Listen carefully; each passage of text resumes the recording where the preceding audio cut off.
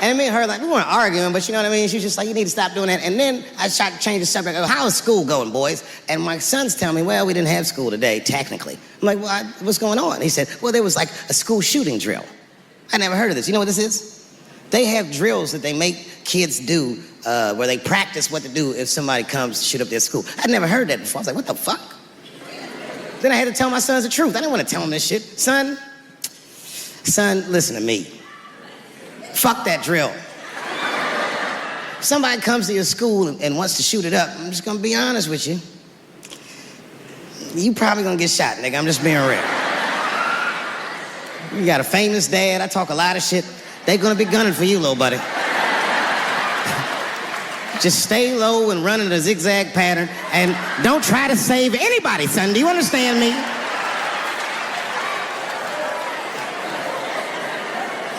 Why would you have kids rehearse for some shit they have no control over? All you're doing is training these kids to worry. It's the stupidest drill I've ever heard of. And while you're in there training them during these drills, well, aren't you training the shooter too? This nigga's in here listening and learning like the other kids. Sit in the back. Where are we supposed to meet?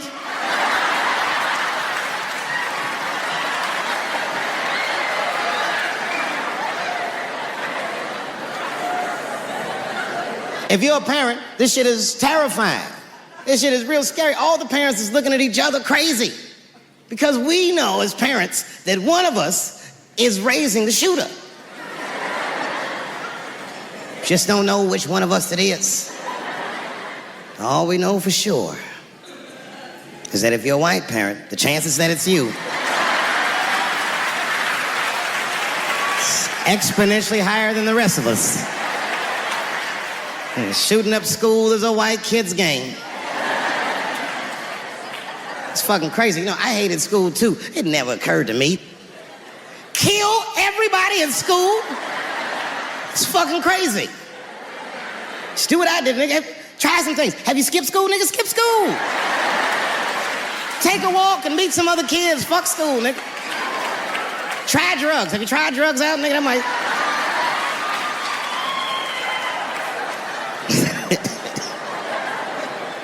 Some scary shit. I've given this a lot of thought. I don't see any peaceful way to disarm America's whites.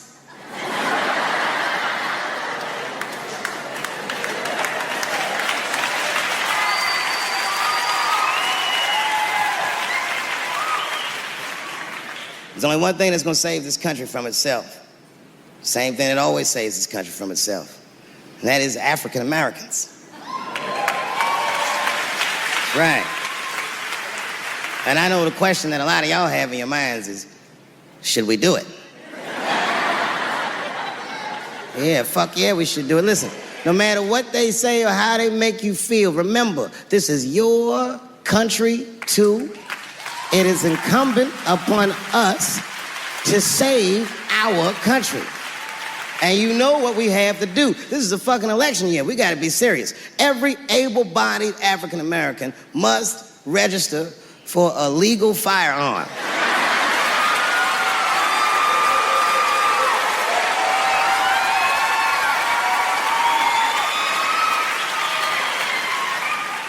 That's the only way they'll change the law.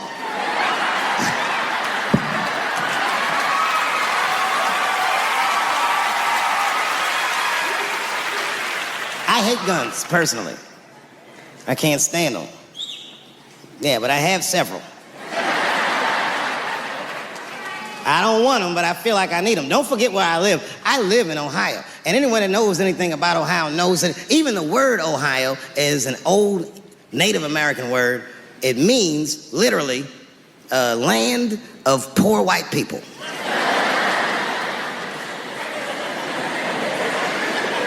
And I don't know what's going on down here, but in my experience, poor white people love, and I mean they fucking love, heroin. They can't seem to get enough of it. I didn't even know what I was looking at first. I was just driving like, why are all these white people so sleepy out here? These things...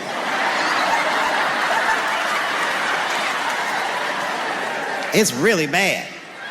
As a matter of fact, I was coming out of a nightclub the other night in Dayton, and I'd parked my car in the alley, and no one was out there. I didn't have no bodyguards or nothing. I was home. I figured everything was fine. And as soon as I opened my car door, all by myself, suddenly one of these heroin-addicted whites just pops out of a trash can. It scared the shit out of me. I screamed, "Ah!" And then I realized it was a woman. She was fucked up. She's like, "Hey, man, relax, okay?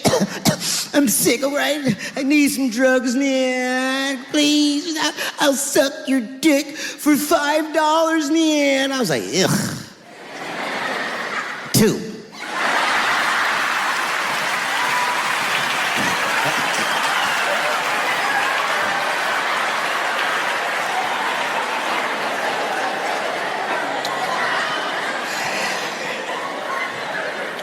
Obviously, I'm joking. This opioid crisis is a crisis. I see it every day. It's as bad as they say. It's ruining lives. It's destroying families. Sadly, you know what it reminds me of, seeing it? It reminds me of us. These white folks look exactly like us during the crack epidemic. You know, it's really crazy to see. And all this shit they talk about on the news about how divided the nation is, I don't believe it. I feel like nowadays we're getting a real good look at each other. It's wild because I even have insight into how the white community must have felt watching the black community go through the scourge of crack. Because I don't care either.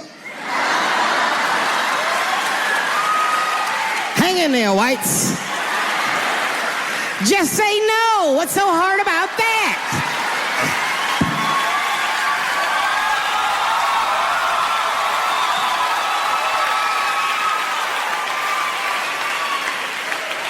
Remember when y'all said that to us? But it's okay. There's no grudges. Now you finally got it right. Once it started happening to your kids, you realize it's a health crisis. These people are sick. They are not criminals. They are sick.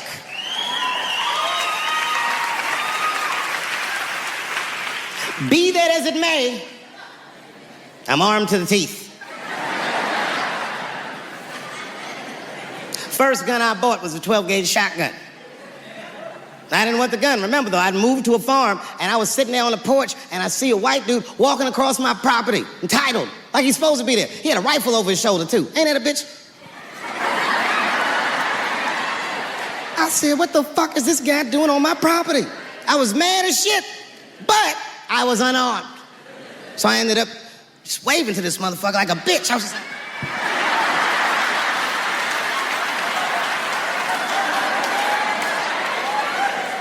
And as soon as he got far enough away, I ran to my car and sped to Kmart.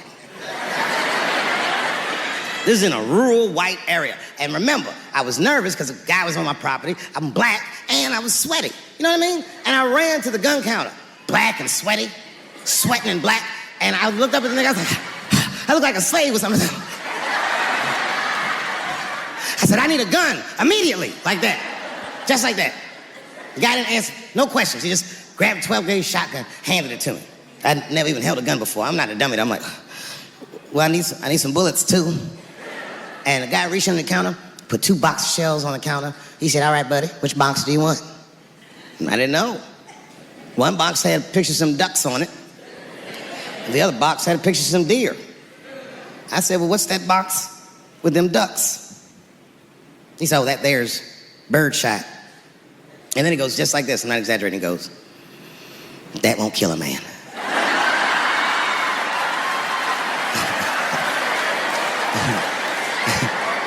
He said, it'll just pepper him up nicely. I said, what the fuck? Pepper? You know what it means to pepper a motherfucker up? It means that when the shell explodes, hot BBs will shoot out of the barrel of the gun, not killing a motherfucker, but penetrating their skin and shallow flesh. Boy, that's gotta hurt. Hot BBs? Ha ha! Remember when Dick Cheney shot a motherfucker in the face and he lived? That was birdshot. I said, well, what's that box with the deer on it? He goes, oh, that there's buckshot. That'll put a hole in the goddamn truck if you wanted to. A couple years ago, I was in Ohio at a shopping mall. An old white lady, this is true, she was following me around the mall, which sounds paranoid, but I'm sure she was following me. Mean lady, too. You ever see a woman with lines on her face that just tell you, like, even if she smiled, it looked like it would hurt? The muscles in her face. I knew she was following me because she was at places that had nothing to do with her. I'd be looking around like, what is this old bitch doing in GameStop and Foot Locker and all the places I like to go? Every time I see her, she'd just be looking at me all mean. And eventually, I forgot about her. So then after I'm shopping, I go all the way to the back of the parking lot. I'm parked all the way in the back. And as soon as I open my car door, I hear a voice go, David Chappelle. Just like that. I didn't even have to look. I knew it was her. And I looked back, and sure enough, there she was, that face. To be honest with you, she probably wasn't even that old. She's probably around my age. But she was a white woman. This bitch looked terrible. I kept my cool. I was nice. I said, hello, miss. And she didn't say anything back. All she said was, I watch your comedy. I said, uh-oh. And then she says, it's true. She goes, it sounds to me like you hate women. I said, well, you know what, miss? It's art. And you're free to interpret this art however you'd like. But I can tell you, as the maker of this art, that I don't believe that I feel that way. And she said, well, I think. And I said, shut up, bitch. Shut the fuck up. Before I kill you and put you in the trunk. Ain't nobody around here.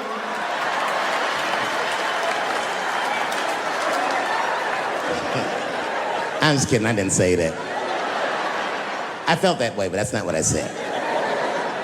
I was more clever than that. You know what I said? And this is exactly what I said. I said, miss, before you finish that statement, let me ask you a question. Where'd you see me? Did you buy a ticket to a concert I did? I doubt that.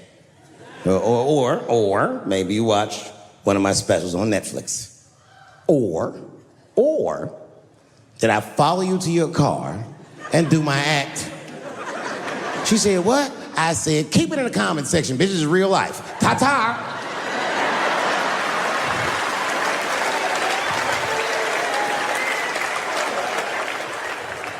And then I drove off. You can see it. You ever have this happen? This is how confusing it is. This is the practical application of what I'm talking about. Like a guy be out, it's happening to a lot of guys. You be out at a club, bar, right? You're just kicking with your boys, and a girl walks by, and man, she looks good. She looks good. Not good in that classical way. I mean, you know, I'm talking good like she got half her ass hanging out her skirt. Her titties are all mashed together, popping out the top of her turtleneck and shit.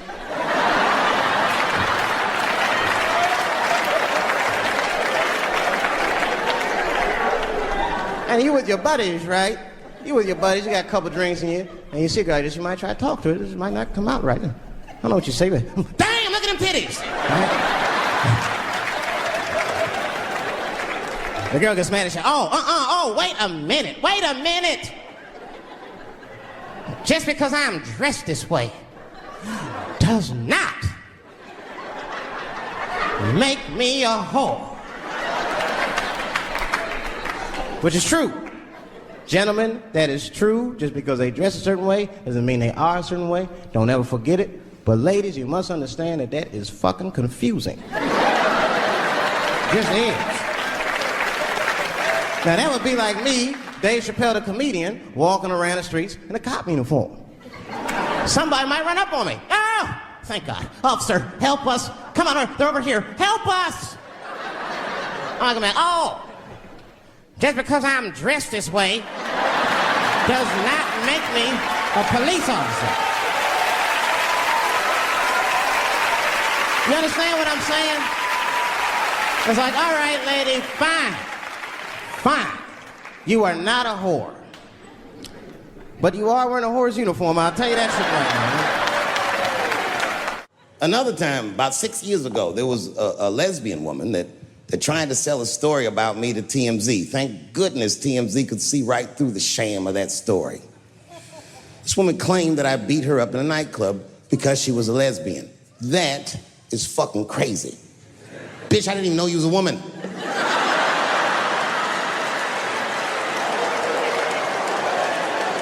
Thank God TMZ didn't believe that. Because I did beat the shit out of her, I'm not gonna lie.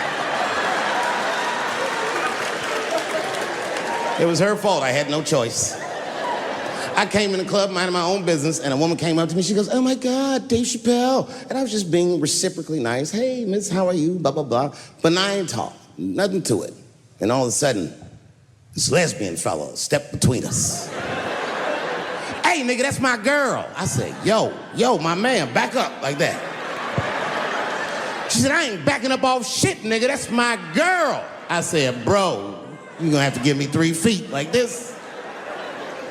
She said, "Stop calling me a man, motherfucker. I'm a woman." I said, "What?"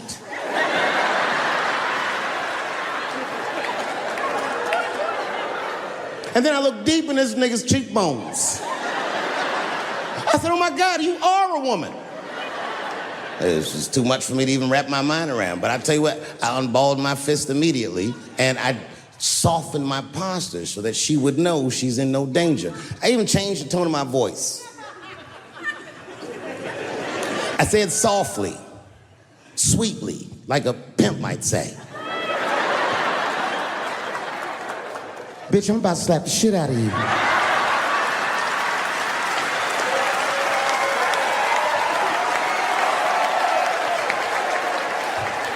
I should have done it.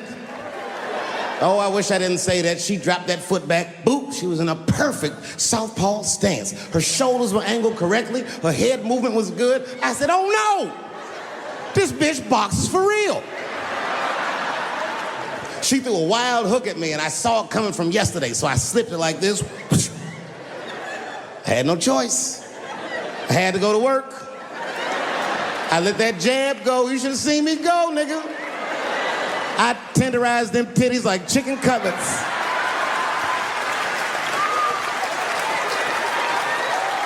I whooped the toxic masculinity out of that bitch.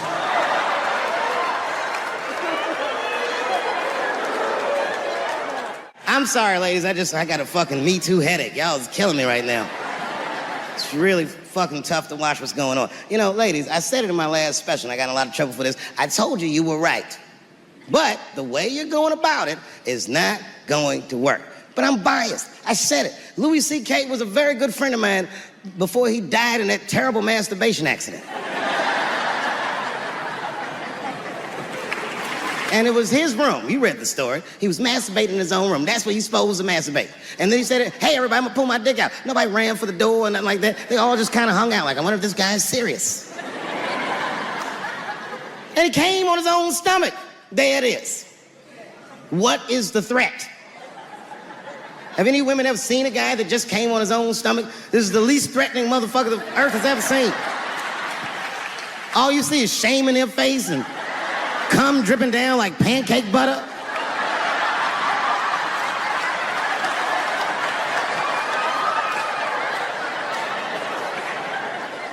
He didn't do anything that you can call the police for. I dare to try. Call the police on him. "Hello, police? Yes, I am on the other line with comedian Louis C.K., and I think that he is masturbating while I'm on the phone." You know what the police are gonna say in Atlanta? "Well, what are you guys talking about?"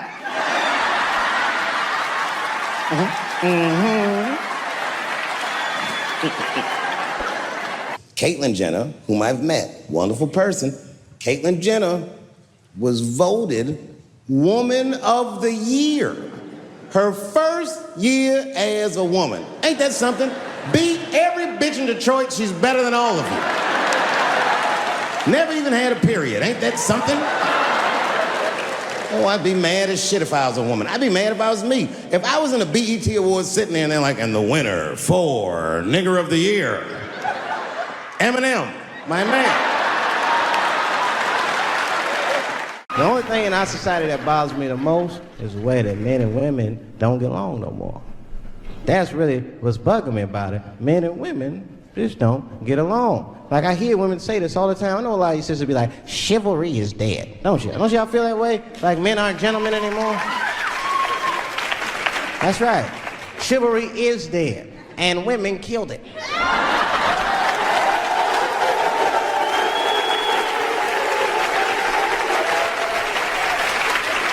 There's a fundamental difference in the way we're gonna see things. We're not gonna see eye to eye on this issue.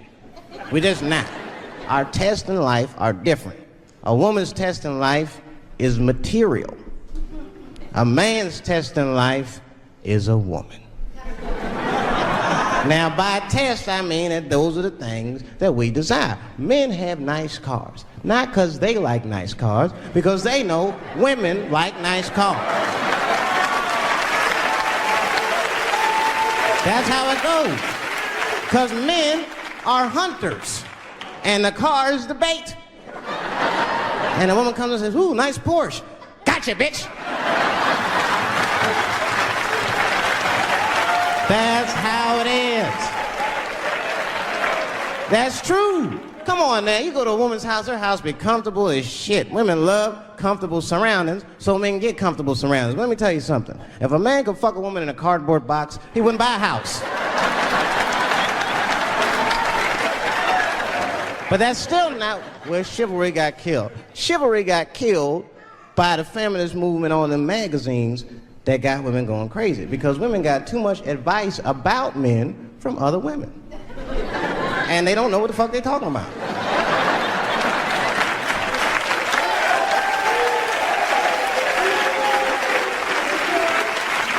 And it's true. I see this shit in the magazines. I don't read them, but I be seeing the cover. I be in the grocery store, fellas, you look at one of the magazines like, what is this? And they say on the cover, 100 Ways to Please Your Man by some lady. Get out of here, man. Come on. Ain't no...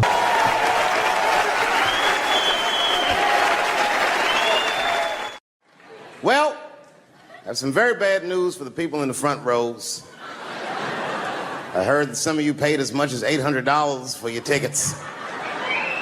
Sadly, I did this same show a couple weeks ago in Atlanta for $60 a head. Can you imagine? Nigga, you could have flown to Atlanta, got a hotel, had some dinner, and came back and you still have a little money left over, niggas. Paid way too much just to see me in this gay-ass neighborhood. All right, let me roll up my sleeves and tell these pussy jokes. Will told me to say there hasn't been this many pussy references in this room since Cats was here. Boy, I gotta tell you, man, I've been doing this set all week, and boy, I've been telling these jokes, and sometimes niggas look like they're in actual pain over the jokes. None of it's that bad to me, but I understand why it could hurt some people's feelings. So tonight,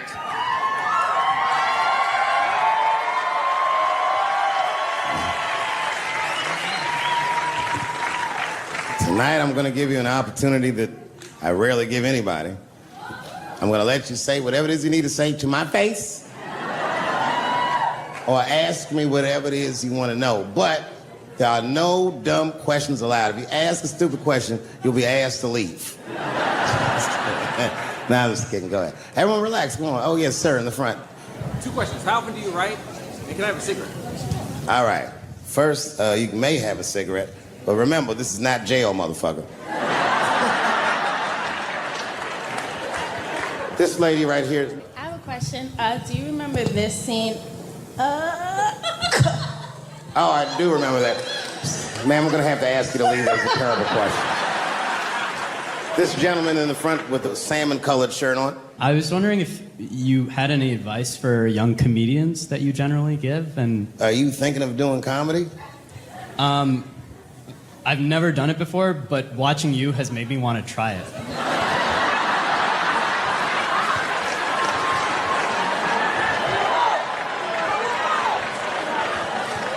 I don't know if that's an insult or not.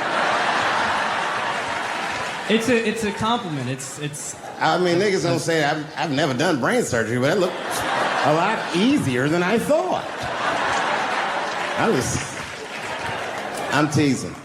All right, here'll be my advice. Okay, I don't know how comedians start nowadays, right? But what I would suggest is just start. And once you start, you can't really stop, no matter what happens, no matter how bad it gets, no matter what people say. You know what I mean? Because comedy is weird like that. You know why I hate watching other comedians do comedy? Not because I hate other comedians, but because I love comedy so much. It's like watching somebody else fuck your girl. And I say, fuck her better than that.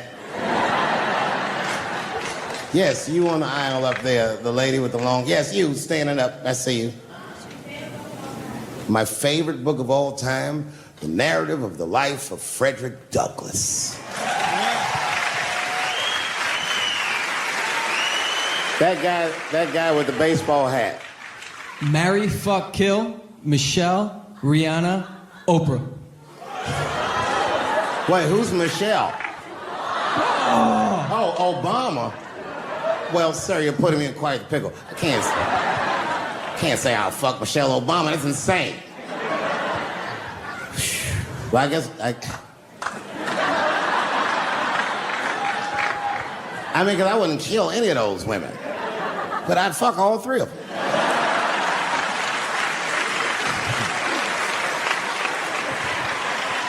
The gentleman in the blue Oxford standing up. Tell us the story with Charlie Murphy. Tell a story about Charlie Murphy? Or your favorite. Boy, there's so many good Charlie Murphys. You know, the thing with Charlie Murphy is he used to just make us laugh all the time. And I used to ask him about all the old Hollywood shit I was curious about. Like when they used to accuse Michael Jackson, I remember asking once, I go, Charlie, do you think Michael Jackson actually did those things? And he said, let me ask you a question, Dave. He said, say it is illegal to fuck women. How long are you staying out of jail? So God bless Charlie Murphy wherever you are. Charlie, I love you. Who do you think is going to win the 2020 election? All right, I'm going to put a pin in this, but I'll tell you right now, fella, I don't know, but I think Trump has a better shot than a lot of people would like to think. I'm just saying, it all depends on how the left talks. The way we're talking is not going to win the fucking ball game. Donald Trump's over there on the right, grabbing handfuls of pussy. Joe Biden can't even smell hair over here. Fuck this side. All right, man, go ahead. Thank you so much for this show. And How old are you? 25. 25? Yeah. Boy, don't let R. Kelly see you. He's gonna pee on you by accident. Oh, my bad. I thought you was 15. Yuck. I'm totally joking. I'm sorry. My question is there anything you've learned from another comedian that you feel like will stay with you for life? I tell you what, miss, that's a good question. Yes, is the short answer. A longer version of it is this.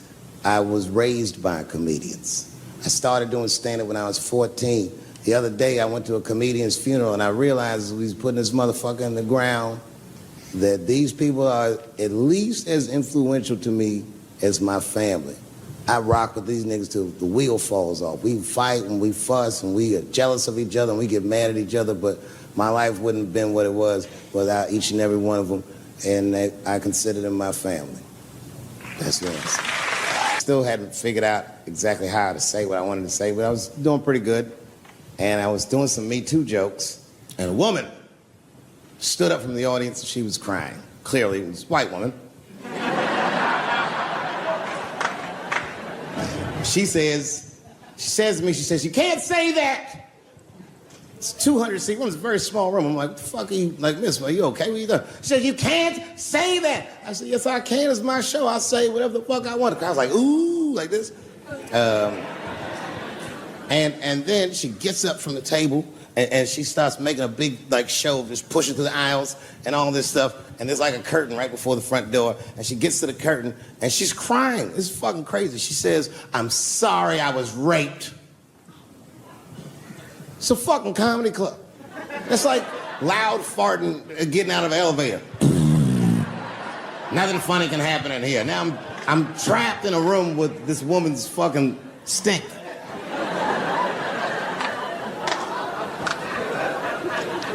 And I say, miss, it is not your fault that you were raped, but it's not mine either. Ta-ta, bitch, like this. She storms out. Now the room is very uncomfortable, but I managed to get the crowd back, but I'm like, a little traumatized. Same show, there's a trans woman sitting in the audience. This is a true story. This was like a few weeks ago. I did 6 shows that weekend. This trans woman came to 4 of them. Calls herself Daphne. Man, this chick Daphne was in there cracking the fuck up at everything I said about everybody. It was amazing. She was laughing, and it was fun to watch her laugh. You could tell she was letting go with something that was heavy, and she'd throw her head back, and she'd smile with all her teeth. She was having a great time. And the more fun she had, I felt bad, because I knew I had some trans jokes to unload. And I thought to myself, maybe I shouldn't say these jokes because I don't want to, like, fuck her evening up. She's having so much fun. But then I thought to myself, well, if I can't say it in front of her, should I say this shit at all? So I let her rip. And to my surprise, Daphne laughed harder at the trans jokes than anybody in the room. In fact, everybody in the room would look at her to make sure it was okay. And I got off stage, I was in the dressing room, I was like, man, this is a fucking weird show. I'm sitting in the dressing room by myself just trying to figure out, like, what the fuck just happened out there? Like, why is it that this one woman can't take any of these jokes and Daphne can take all of these jokes? So weird. And then I realized, Daphne used to be a man.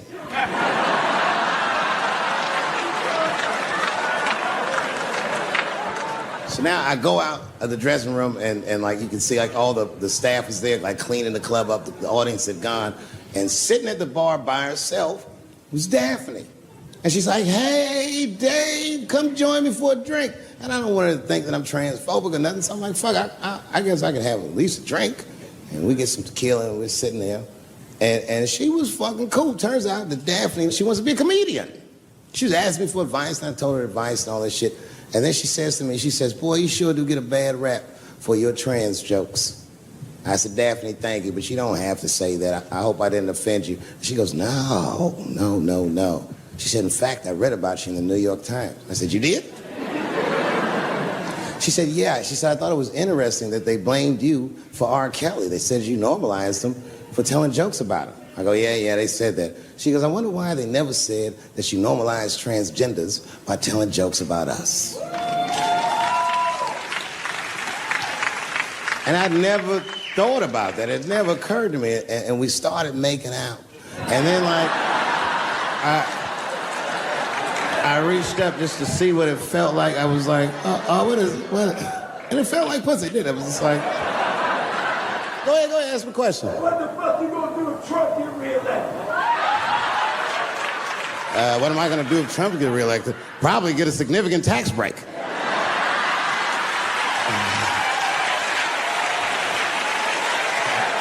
Hey, you wanna know why I don't even talk about Trump in my show?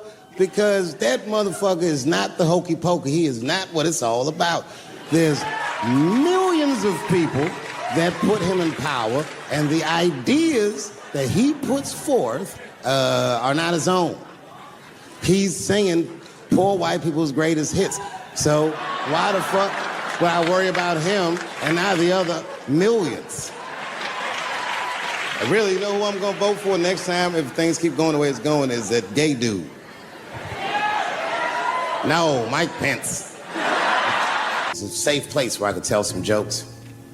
And I find out that this comedian I know, Chris Tucker, who's in all those Rush Hour movies, I find out that Chris is in San Francisco too, at some charity event. So I call him, I'm like, yo, I just saw you at some charity event. I said, I'm doing a show at the Punchline. Why don't you come by the club after your event? He's like, cool, Dave. I thought you was dead, nigga. I'll come by.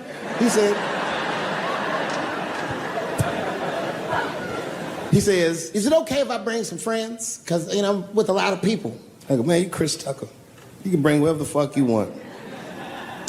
And then I show up to the club late that night. And I walk into the dressing room.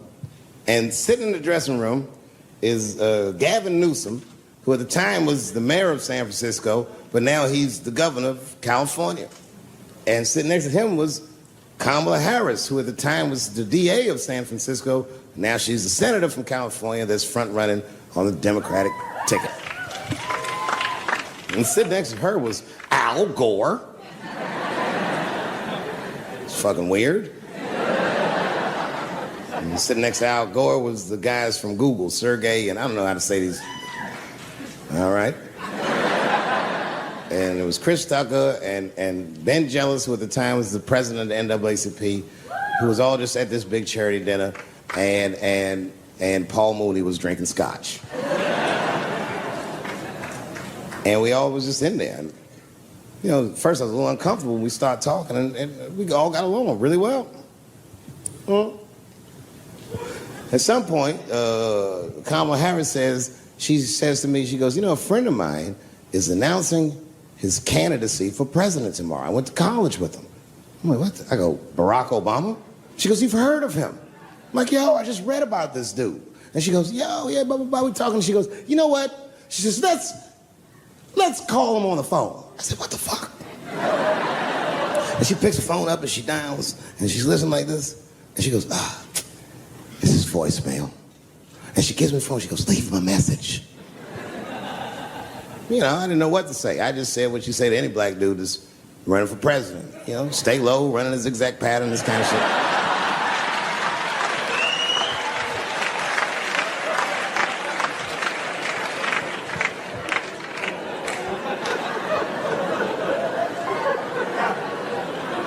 And then the last thing I say is, you know what? I said, sir, I really do believe you can do this. Like, man, I'm wishing you luck. Now, next day I wake up and go for coffee at a place called the Embarcadero. It's like an eatery by the sea in San Francisco. And I'm walking to the coffee shop and there's a police line and I can't cross the tape. But then I figure, fuck it, I'm Dave Chappelle, so I go into the thing like this. And the police yoke me. These motherfuckers like tackle me immediately.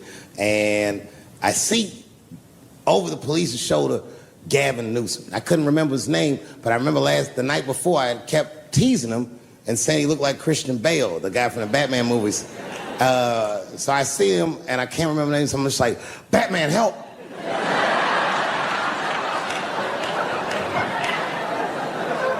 And he stops, he's like, Dave?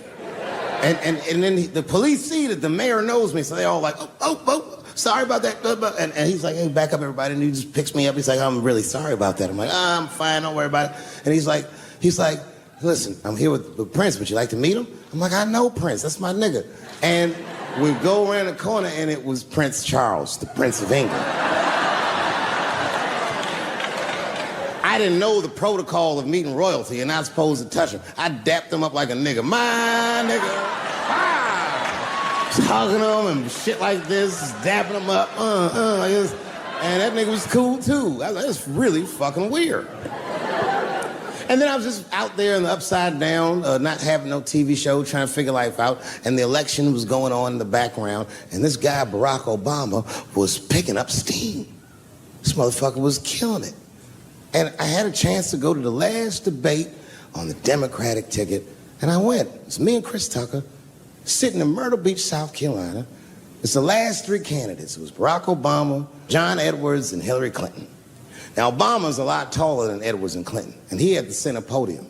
And at one point, they're all on stage, and they start fussing, and Obama goes, look, none of us are perfect, like this. And his hands was like this, and there was a light shining behind his head, and the other two candidates was looking up at the nigga, and I was sitting in the audience like, this nigga looks like Jesus.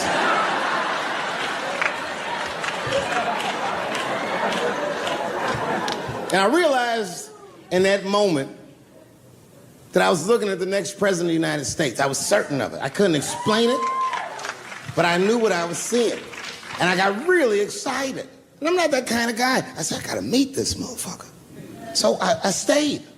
They were all on stage doing interviews, and I just waited. I was waiting and waiting. And then John Edwards was done with his interviews first, because everybody knew he wasn't gonna win. And I see John Edwards, and I said, hey, Senator Edwards, I just want to say hi. And that motherfucker looked at me like, I'm like, fuck you, nigga, you gonna lose anyway. And then he left, and then Hillary Clinton just walked by me in one of them Steve Harvey suits.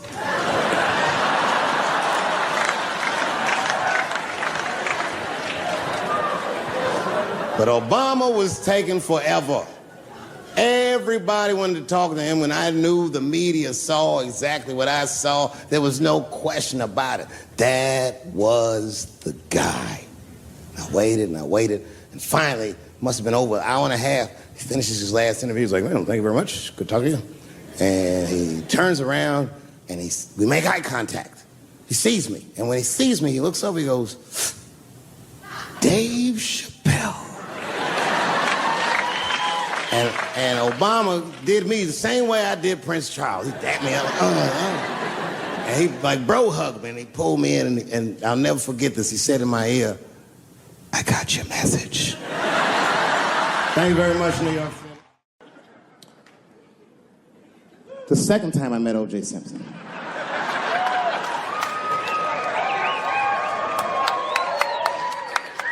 Was right after the trial of the century. There I was, now a young man of probably 23. O.J. Simpson was the most famous or infamous face on planet Earth.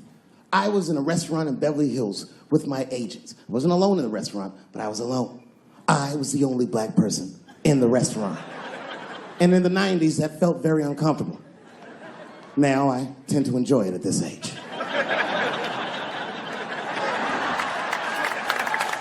I was having dinner with my agents, celebrating a deal that they told me was lucrative, but I later learned fucking sucked. And suddenly, a group of women walked by. Every race was in that group. Black, white, Asian, Latina, white, and white again.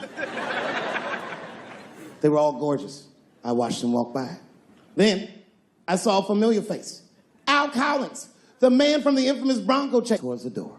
Couldn't believe what I saw. And then, close behind him, was O.J. Simpson, newly released from jail. The restaurant fell still. I was shocked. I didn't mean to say it out loud, but it just came out. O.J. He stopped, turned around to see who said it, saw my black face, and correctly assumed it was me.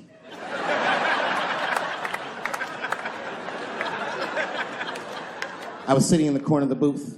He leaned over all the white people I was having dinner with and shook my hand. "How are you, young man?" He looked in my eyes, and I could see in his eyes that he didn't remember meeting me the first time. And then he walked away.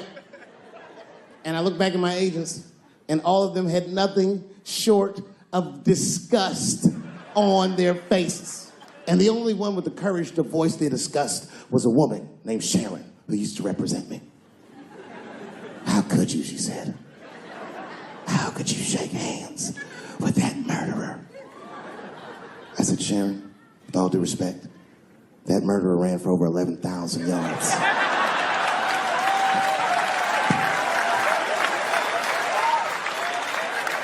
And his glove didn't fit. Glove didn't fit. Get over yourself." Some people can't do that. Some people just can't get over themselves. Gay people have a hard time doing that recently. Here we go. Here comes the deep water. No, recently I've noticed that. I noticed it with that Manny Pacquiao controversy. Yeah, no, it was now in the gay community's defense, Manny Pacquiao said some outlandish shit about gay people. Very, very not nice things that I won't repeat, but there was biblical verses and some analogies to animals. Wasn't a good look. Nike took his shoes immediately, which I thought was a little harsh. A little harsh. You know what I mean? Because he's, just because he's Asian. You know what I mean? Fuck, you gonna take shoes off Asian dude to appease a gay dude. You know what I mean? No? You don't know what I mean. But Asian people kind of know what I mean. No? No Asians in the front? No? No, this is what I mean. Okay, look. Okay, you're an Asian dude. No, I say this with no disrespect. But we're all Americans, right? And we can agree that America has a huge body count all over the world, but nowhere more than Asia. Literally, if you look at history, recently, we have bombed the masculinity out of an entire continent. We dropped 2 atomic bombs on fucking Japan, and they've been drawing Hello Kitty and shit ever since. There's a lot of lady boys in the wake of our bombs. And I know these things because my wife is Asian. She's Filipino. All right, well, okay, so that explains it. Now you know why you see me at all those Filipino events. I'm not there picking up pussy, I'm dropping some off.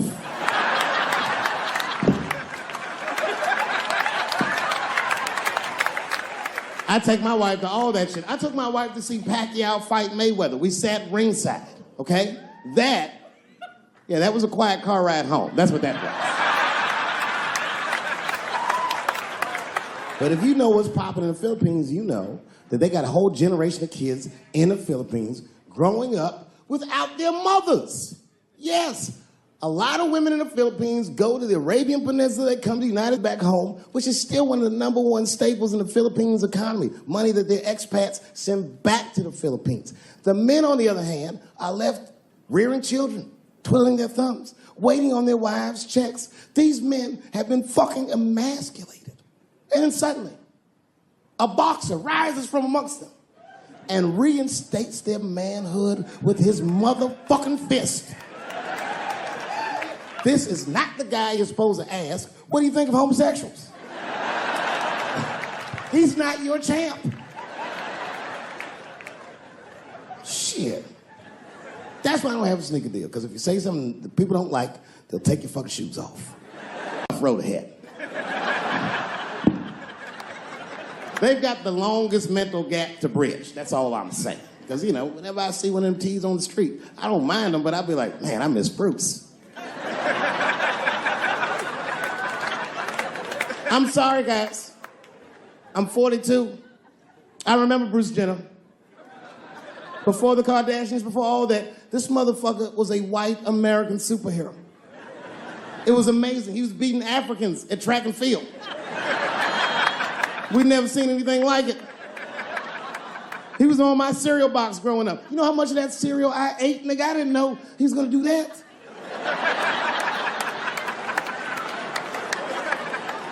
I knew before you guys knew. I heard things on the street in Hollywood. You know, you just be out, see people. Hey, what's up, Kanye? Why the long face? Nigga, you'll see. I got 2 mother-in-laws now. And when I heard he was gonna do it, I was scared. I didn't think the public was ready. I didn't think the media was ready. And you know what? I was wrong. Never seen anything like it. Welcome to the world, Caitlin. So long, Bruce. Hello. Somebody called me a nigga in traffic last Wednesday. It's so long, it takes a minute.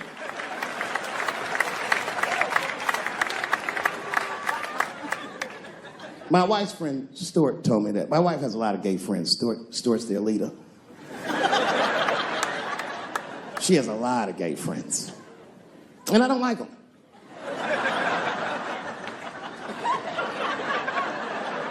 Not because they're gay, I'm just judging them on the merits of their character. They're just not nice dudes. They're fucking rude house guests. They're sitting on my couch, giggling with my wife, eating my motherfucking macaroons. And I come in, they act like the party's over. Hey, Stuart, what's going on? This guy talks to me the way a cat would speak if a cat could talk. Hi, David. Stuart, what's all the beef, man? What's going on? He always wants to have some kind of gay political argument. The last one was about a petition in federal court to take the words husband and wife out of the law. I said, well, why would you want those words out the law? He said, because it discriminates against same-sex couples. I was like, niggas, please save me the semantics. Just trust me, take your chips and get the fuck out of the casino. You're about to decide, talk that over amongst yourselves, and whichever one of you is gayer, that's the wife.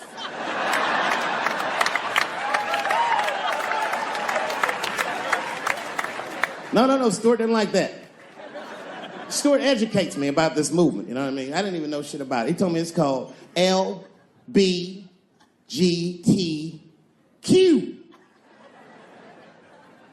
I was like, what the fuck is the Q? Does that even make sense, Q? Turns out Q is like the vowels. That shit is sometimes Y. It's for gay dudes that don't really know they're gay. You know what I mean? Like prison fags who are like, well, I'm not gay, nigga. I'm just sucking these dicks to pass the time. I'm not G, I'm Q. Ugh.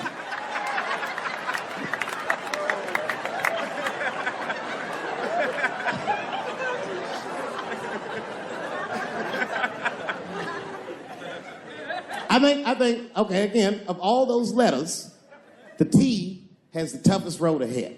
In fact, I think the T should stand for tough. If Martin Luther King had a sneaker deal, we'd still be on the back of the bus. They always true, the Nike exec come up, hi, Martin, we need you to tone down the talk of civil rights and blacks being humans, it's upsetting our southern distributors. But I don't understand. I thought that's why I had a sneaker deal in the first place.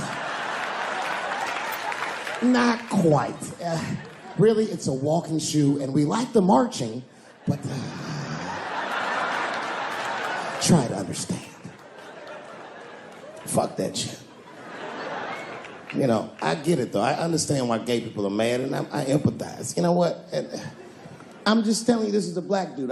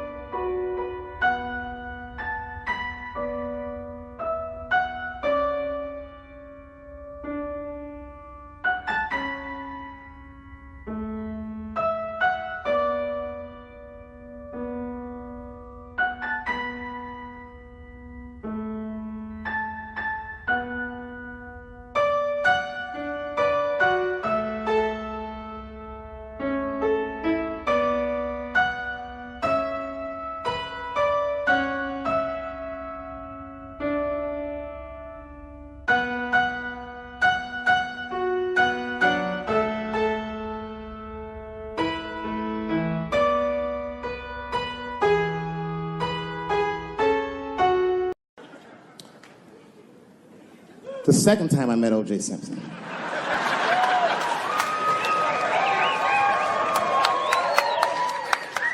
Was right after the trial of the century. There I was, now a young man of probably 23. O.J. Simpson was the most famous or infamous face on planet Earth. I was in a restaurant in Beverly Hills with my agents. I wasn't alone in the restaurant, but I was alone. I was the only black person in the restaurant. And in the 90s, that felt very uncomfortable. Now I tend to enjoy it at this age.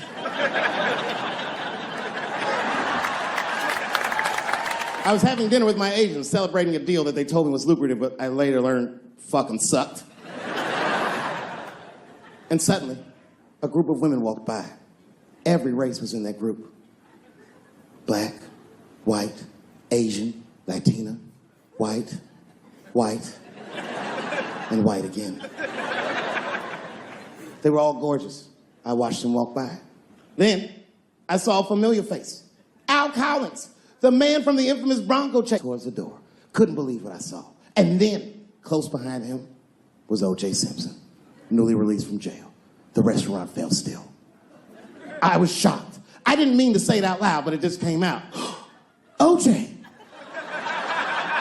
He stopped, turned around to see who said it, saw my black face, and correctly assumed it was me.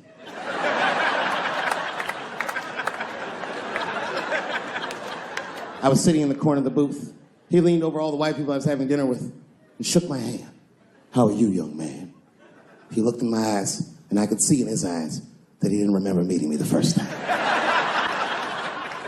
And then he walked away. And I looked back at my agents, and all of them had nothing short of disgust on their faces. And the only one with the courage to voice their disgust was a woman named Sharon, who used to represent me. How could you, she said.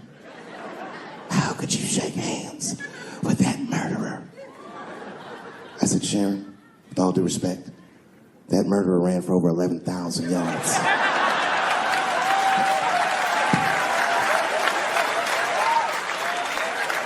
And he didn't fit. Glove didn't fit. Get over yourself.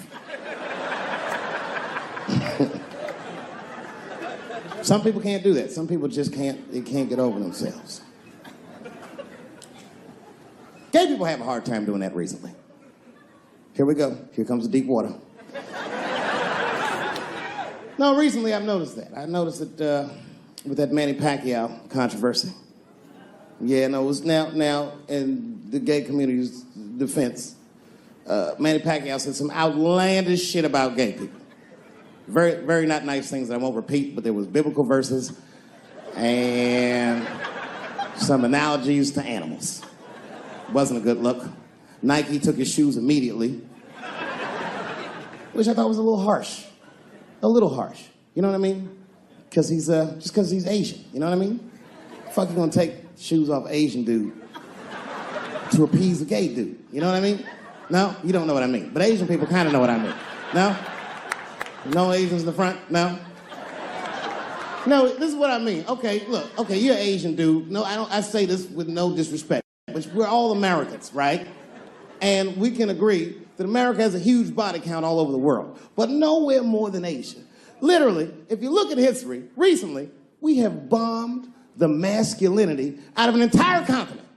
We dropped 2 atomic bombs on fucking Japan, and they've been drawing Hello Kitty and shit ever since.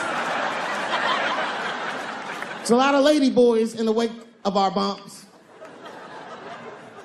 And I know these things because my wife is Asian. She's Filipino. All right, well, okay, so that explains it. Now you know why you see me at all those Filipino events. I'm not there picking up pussy, I'm dropping some off.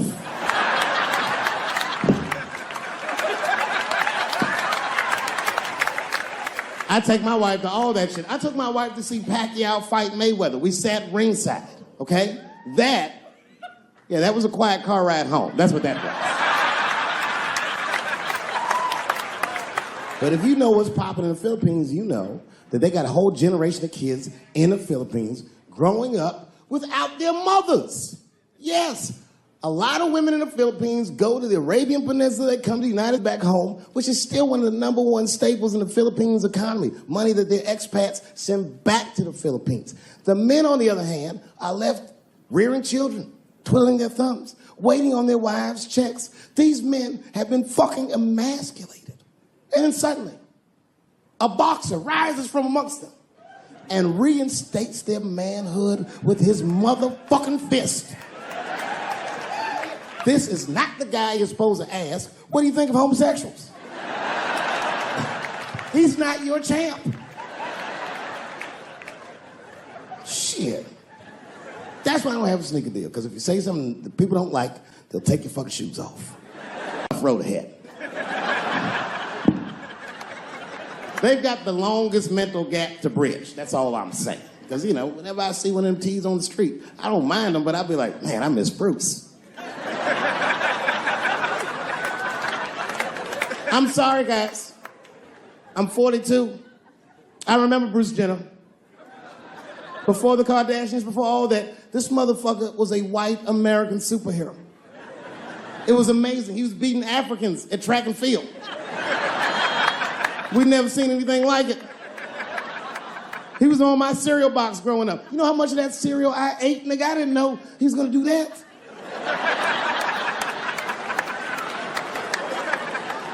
I knew before you guys knew.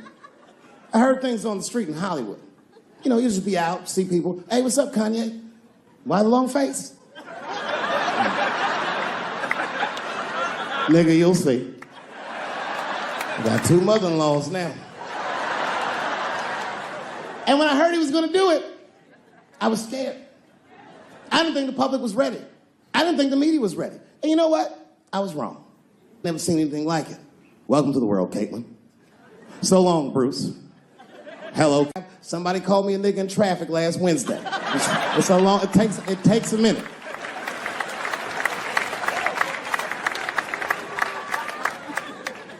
My wife's friend, Stuart, told me that. My wife has a lot of gay friends. Stuart's their leader.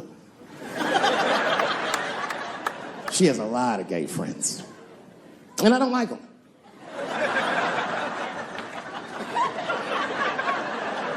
Not because they're gay, I'm just judging them on the merits of their character. They're just not nice dudes. They're fucking rude house guests. They're sitting on my couch, giggling with my wife, eating my motherfucking macaroons. And I come in, they act like the party's over. Hey, Stuart, what's going on? This guy talks to me the way a cat would speak if a cat could talk. Hi, David. Stuart, what's all the beef, man? What's going... He always wants to have some kind of gay political argument. The last one was about a petition in federal court to take the words husband and wife out of the law. I said, well, why would you want those words out the law? He said, because it discriminates against same-sex couples. I was like, niggas, please save me the semantics. Just trust me, take your chips and get the fuck out of the casino. You're about to decide, talk that over amongst yourselves, and whichever one of you is gayer, that's the wife.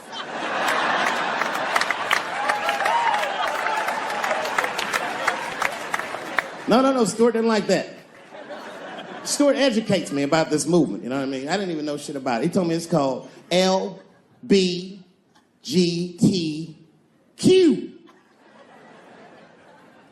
I was like, what the fuck is the Q? Does that even make sense, Q? Turns out Q is like the vowels. That shit is sometimes Y. It's for gay dudes that don't really know they're gay. You know what I mean? Like prison fags who are like, well, I'm not gay, nigga. I'm just sucking these dicks to pass the time. I'm not G, I'm Q. Ugh.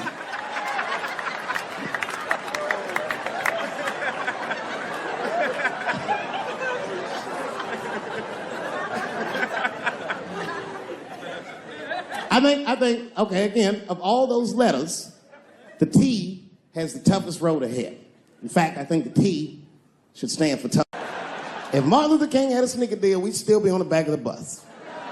They always true, the Nike executive come up, hi, Martin, we need you to tone down the talk of civil rights and blacks being humans. It's upsetting our southern distributors. But I don't understand. I thought that's why I had a sneaker deal in the first place.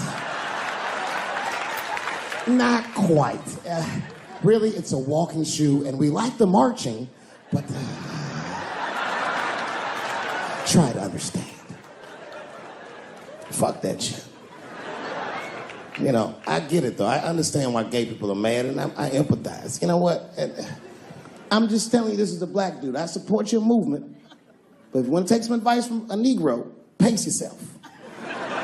These things take a while.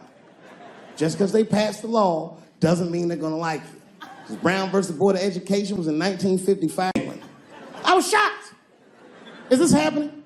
Wait a minute. Is this a time in American history where an American can make a decision for themselves? And even though other Americans don't understand it, they'll support it and let this person live a happy life? Is this what's happening? If it is, then good for America. That's Dave Chappelle, the American. Although Dave Chappelle, the black American, he was a little jealous. I was like, how the fuck are transgender people beating black people in the discrimination Olympics? If the police shot half as many transgenders as they did niggas last year, it'd be a fucking war in LA. I know black dudes in Brooklyn, hard street motherfuckers, that wear high heels just to feel safe.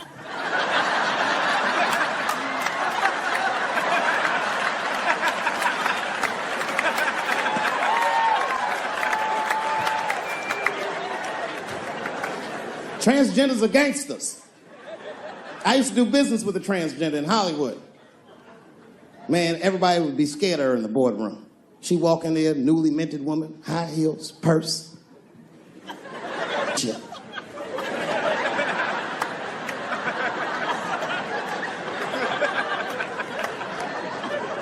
And then she walked to the head of the conference table, stare at us all, reach in her purse and pull her old dick out and throw it on the table.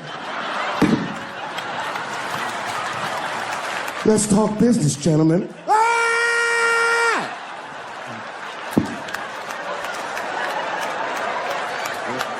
Shit is scary as fuck. If your best friend pitched that to you, you'd be horrified. Yo, nigga, let's go to the hospital and cut our dicks off and make pussies out of them shits. What? Can't we just get matching jackets or tattoos or something? Sure, that's what you want to do? There's only one way to find out, nigga. Wu-Tang, bow, bow. Let's go to the club and trick niggas into fucking us, yeah.